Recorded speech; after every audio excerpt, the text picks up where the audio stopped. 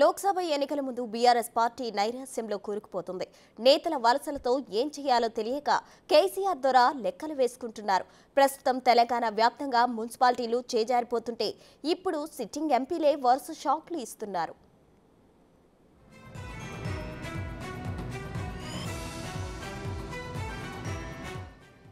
Nagar Kurnool MP Ramulu నేడు బీజేపీలో చేరనున్నారు. Zaheerabad MP BB Patil సైతం అదే బాటలో ఉన్నట్లు తెలుస్తోంది. ఇప్పటికే పెదపల్లి ఎంపీ వెంకటేష్ నేతకాని కాంగ్రెస్ చేరారు. అయితే సిట్టింగ్ ఎంపీలే పార్టీ మారుతుండటంతో బీఆర్ఎస్ డీలా పడుతోంది. చేవెళ్ల నుండి పోటీకి రంజిత్ రెడ్డి నిరాకరించినట్లు సమాచారం. కేటీఆర్ వైఖరి వల్లే పోటీ చేయడం లేదని నేతలు మాట్లాడుకుంటున్నారు.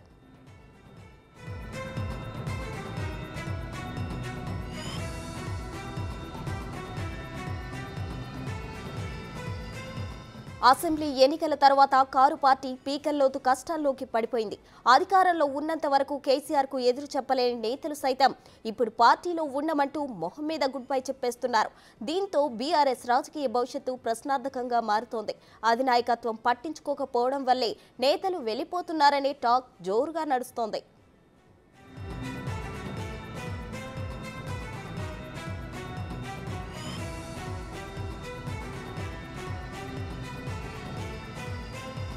షెడ్యూల్ విడుదలయ్యే నాటికి ఇంకెంతమంది చేజారిపోతారోననే అనుమానాలు వ్యక్తమవుతున్నాయి. పార్టీని వీడే వారి సంఖ్య మరింత పెరగవచ్చని అధిష్టానం ఆందోళన చెందుతుంది. అసెంబ్లీ పోయినా లోక్సభతో అయినా బలపడదామని నేతలు భావించారు. కానీ ఆ వ్యూహం కాస్త బెడిసికొట్టింది.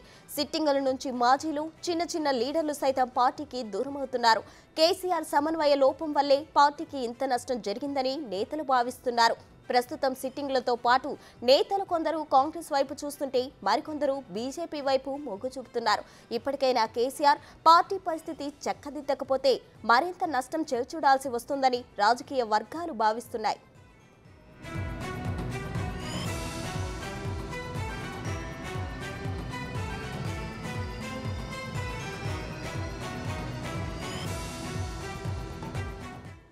ఇదే అంశానికి సంబంధించి మరింత సమాచారం మా ప్రతినిధి సైదులు అందిస్తారు. చెప్పండి సైదులు.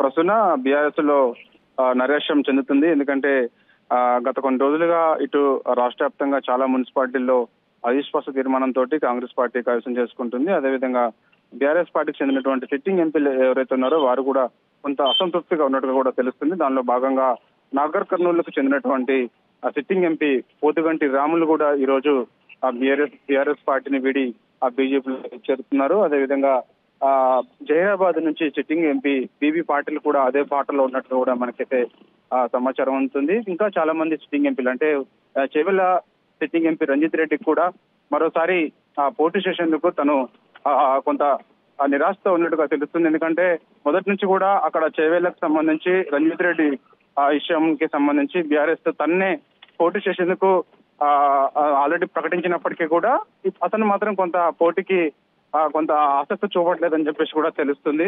ఏమైనా సరే లోక్సభ ఎన్నికలు దగ్గర పడుతున్న వేళ బీఆర్ఎస్ పార్టీ మాత్రం వరుస షాకులు తగులుతున్నాయని చెప్పవచ్చు. ఎందుకంటే ఒకవైపు ఖచ్చితంగా లోక్సభ ఎన్నికల్లో ఖచ్చితంగా మనము చాలా ప్రతిష్టాత్మకంగా తీసుకోవాలని వరుస సమీక్ష సమావేశాలు నిర్వహిస్తున్నప్పటికీ కూడా ఆ పార్టీలో మాత్రం చాలా మంది అసంతృప్తి నేతలు ఎవరైతే ఉన్నారో వారు అందరూ కూడా పార్టీని విడిచి వెళ్లిపోతున్నారు. సో దానిలో భాగంగా సిట్టింగ్ ఎంపీలు కూడా వెళ్లడం తోటి కొంత నైరాశ్యం చెందుతుందని చెప్పవచ్చు. సో ఇక చాలా మంది అదేవిధంగా కొన్ని చోట్ల అయితే కనీసం అభ్యర్థులు కూడా ఆసక్తి ఎక్కడ చూపట్లేదని కూడా తెలుస్తుంది.